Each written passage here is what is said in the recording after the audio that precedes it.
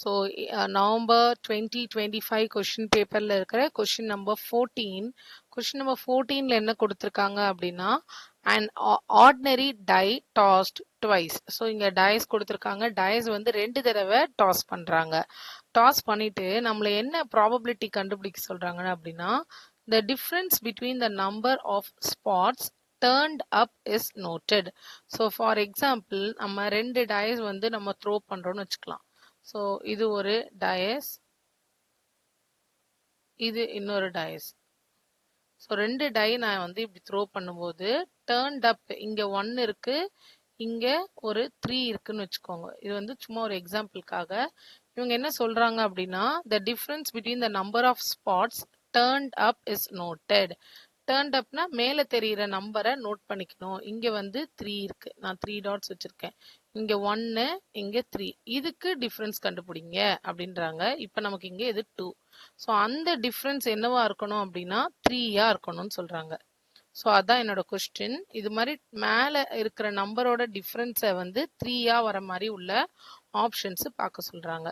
So முதல்ல இதுக்கான total probability எழுதணும். Question number 14. கொஸ்டின் நம்பர் 14க்கான டோட்டல் ப்ராபபிலிட்டி. ஸோ 2 டயஸ் அப்படின்னும் போது நமக்கு டோட்டல் ப்ராபபிலிட்டி என்ன வந்திருக்கும், எப்படி எழுதுவோம் நம்ம? So S is equal to sample space எழுதணும். முதல்ல 1 1 1 2 1 3 1 4 1 5 1 6. அதே மாதிரி 2 1 3 1 4 1. சாம்பிள் ஸ்பேஸ் கண்டிப்பா எழுதணும். 2 2 3 2 4 2 5 2 6 2.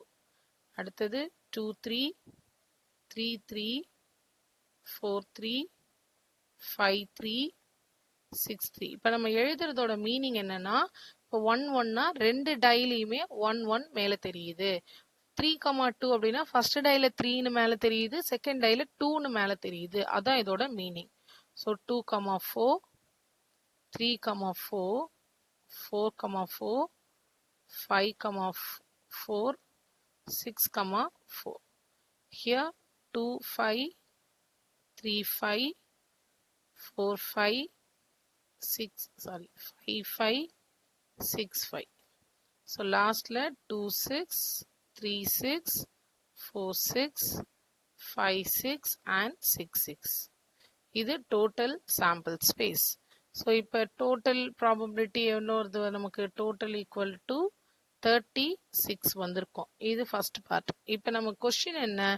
Difference find the probability of difference of 3 அப்படின்னு கேட்டிருக்காங்க. ஸோ இங்கே டிஃபரன்ஸ் ஆஃப் 3 அப்படின்றது எங்கெல்லாம் வருதுன்னு பார்க்கலாம். 1 and 4 சப்ட்ராக்ட் பண்ணால் எனக்கு டிஃபரன்ஸ் 3. அப்போ அதே மாதிரி 4 and 1க்கும் difference 3.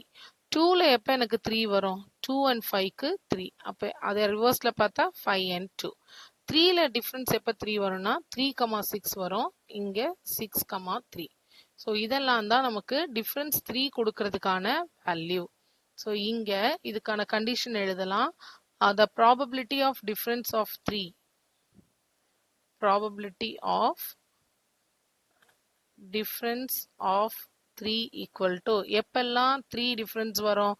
1,4 2,5 3,6 and next 4,1 5,2 and 6,3. இந்த 6 கேசஸ்ல தான் நமக்கு என்ன வருது? 3ன்ற டிஃபரன்ஸ் வருது. இப்போ probability equal to favourable cases divided by total number of cases.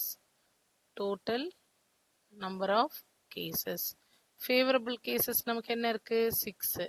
Total cases 36. Answer 1/36. Sorry 1/6. Cancel பண்ணா 1/6.